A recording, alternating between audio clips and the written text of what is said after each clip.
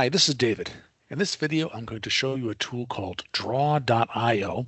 It's a free tool. It's very easy to use, and I can get to it in the web browser by typing in draw.io in the address bar. And you notice that redirects me to app.diagrams.net. I found draw.io is a lot easier to remember, so that's what I use. And in this, I have this blank drawing surface. It does have some grid lines in here. I like those grid lines. I can turn them off if I don't like them. I can change the size between them if I want. Whatever your preference is. I also have this page outline here. It tells me where the ends of the pages are. You can see there's the size of the page, portrait versus landscape. This is useful if you want to print something. You want to make sure you don't draw things that are outside of the page. Having this is great. If you have no intention of printing them, then maybe you want to turn that page view off and just use the entire canvas. But when I say use the canvas, what I'm going to do is I'm going to take these shapes over here on the left and just drag a shape onto the surface right here. There's a rectangle, there's a rounded rectangle, there's a circle, this little cylinder thing like this, person, whatever I want to do. I can drag these, I can move them around, I can resize them. Some sizes, this is always symmetrical, but some things are not necessarily.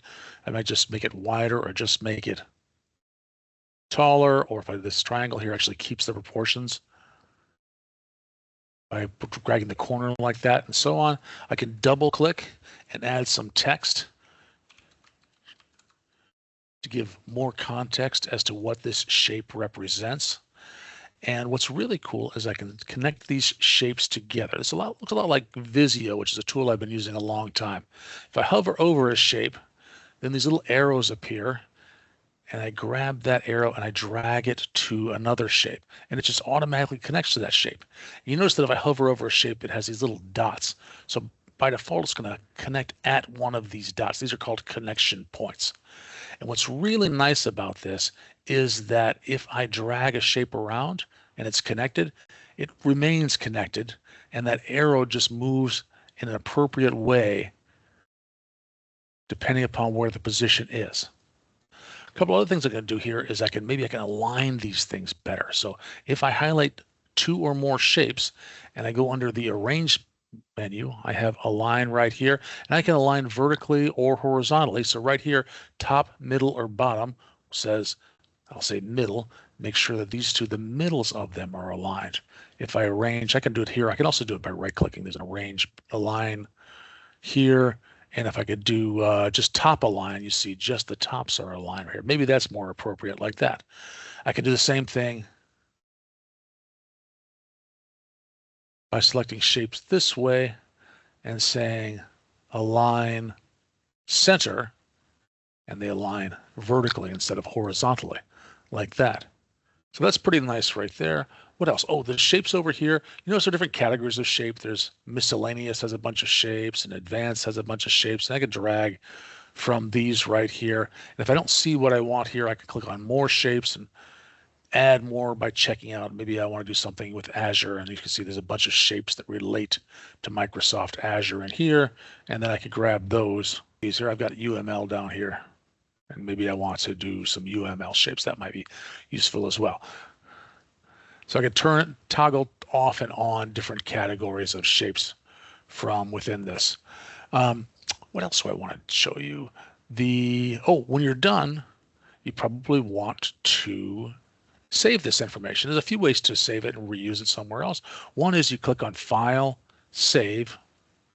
Save as the same thing, but I can give it a different name once I've saved it. And I'll call this one GCast Drawing Demo, whatever. And there are different file types to save. XML is the default value. Inside of that XML, there's a schema that understands what shapes are on here, where's the position of each shape, what's the size, is there any text, how are they connected to each other, what's the background, all that stuff is in the XML file. So if Draw.io opens it up again, it reads the XML file and it knows where to position everything. But I can also store it as a ping file or a vector drawing or an HTML file. So for example, If I wanted to save this as a ping file, then I wouldn't have all those features about aligning and about dragging things around, but I would be able, it would make it more flexible. I could put it into a Word document or put it into a web page or a Markdown document, things like that.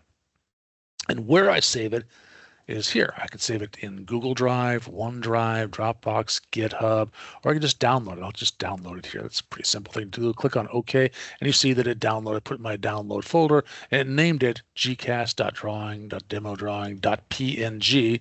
And so if I open that up, it's a PNG file. So this is, I happen to have PNG associated with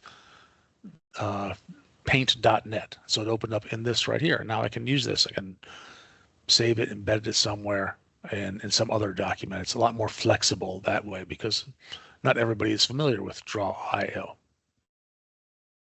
So in this video, I've shown you how to use Draw.io to create a document, drag shapes onto it, manipulate those shapes, and then save them in multiple formats in different places. This is David. Thank you for watching.